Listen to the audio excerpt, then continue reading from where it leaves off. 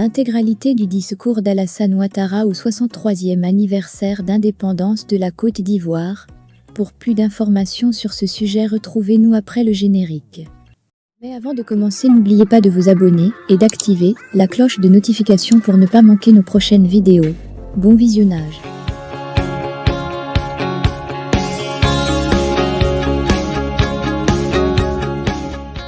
Le président de la République, Alassane Ouattara. À la veille de la fête nationale de l'indépendance, le président de la République s'est adressé à la nation ce dimanche 6 août 2023. Intégralité de son discours. Intégralité du discours d'Alassane Ouattara au 63e anniversaire de la Côte d'Ivoire. Ivoiriennes, Ivoiriens, mes chers compatriotes, chers amis de la Côte d'Ivoire, ce 7 août 2023 marque le 63e anniversaire de la commémoration de l'indépendance de notre pays. C'est un moment important pour la vie de la nation. Cette année, cette célébration se tient dans un contexte de deuil national, suite au décès, survenu le 1er août dernier, de mon aîné, le président Henri Konan Bédié, ancien président de la République de Côte d'Ivoire. Au moment où je m'adresse à vous, je voudrais saluer la mémoire de ce grand homme d'État, qui a marqué son époque et notre pays. Je réitère mes condoléances à son épouse, Madame Henriette Bédié, à sa famille, à son parti politique, le PDCIRDA, et à tous les Ivoiriens. Chers frères, chères sœurs, en dépit d'un contexte mondial difficile, marqué par les effets négatifs de la pandémie de Covid-19 et la guerre en Ukraine, l'économie ivoirienne poursuit sa dynamique de croissance, avec un taux de 6,7% en 2022 et une projection de plus de 7% par an pour la période 2023-2025. Par ailleurs, l'inflation a pu être maîtrisée grâce à la politique monétaire menée par la BCEAO et les décisions prises par le gouvernement de subventionner les produits pétroliers et de plafonner les prix de plusieurs produits de grande consommation. Les grands équilibres macroéconomiques sont donc maintenus, la bonne gouvernance et la lutte contre la corruption se renforcent chaque jour grâce à l'action du gouvernement et des institutions compétentes. Pour consolider les bonnes perspectives de l'économie ivoirienne et accélérer sa transformation structurelle, nous avons conclu un programme économique et financier de dernière génération avec le Fonds monétaire international. Les réformes identifiées dans ce cadre, que le gouvernement du Premier ministre Patrick Achi met en œuvre avec vigueur, accordent une place centrale au secteur privé et à l'instauration d'une fiscalité mieux adaptée à la structure actuelle de notre économie. Comme j'ai eu l'occasion de le souligner, nous sommes déterminés à faire émerger des champions nationaux dans tous les secteurs de notre économie et à poursuivre l'amélioration de l'environnement des affaires. Pour donner un meilleur cadre de vie aux Ivoiriens et renforcer la compétitivité de notre économie, les grands chantiers d'infrastructures se poursuivent.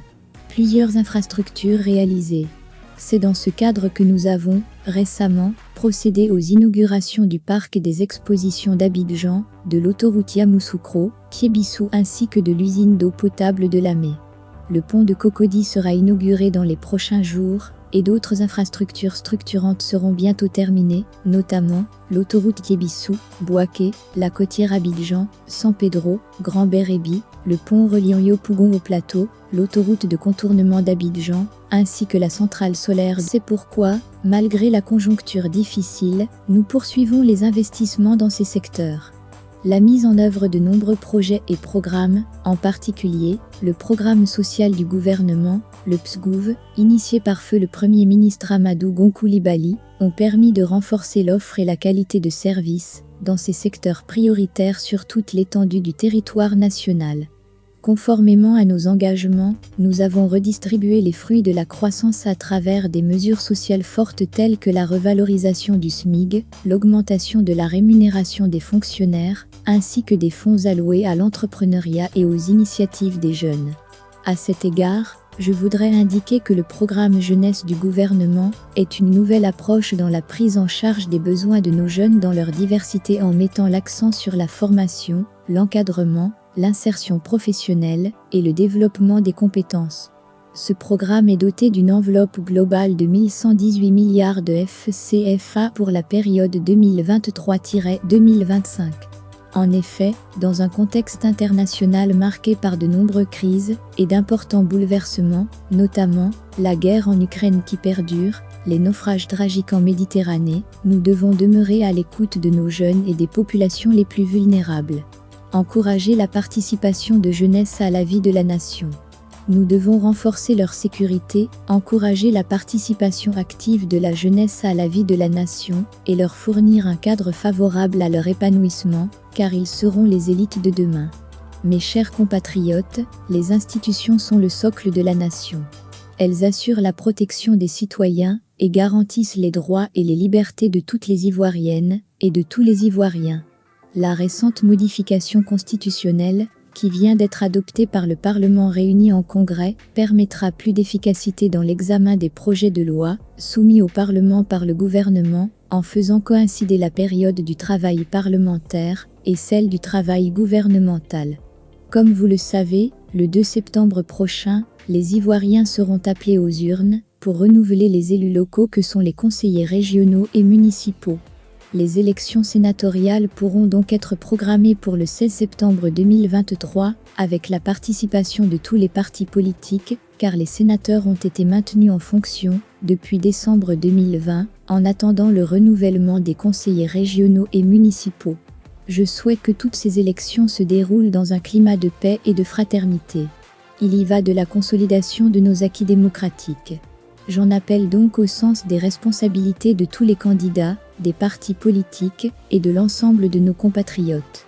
Chers frères, chères sœurs, la paix, la sécurité et la cohésion sociale constituent nos atouts les plus importants pour la stabilité de notre pays. Nous devons maintenir ce climat de paix et de sécurité pour poursuivre la dynamique de développement socio-économique de notre beau pays. C'est pourquoi nous avons, au cours de ces dernières années, fait d'importants investissements pour moderniser les équipements de nos forces de défense et de sécurité, améliorer leurs conditions de vie, renforcer les effectifs et leur formation. Par ailleurs, le Conseil national de sécurité, que je préside, se réunit régulièrement pour maintenir la veille sécuritaire dans notre pays et dans notre sous-région. Nous condamnons la tentative de coup d'État au Niger, qui constitue une grave menace à la paix et à la sécurité dans la sous-région.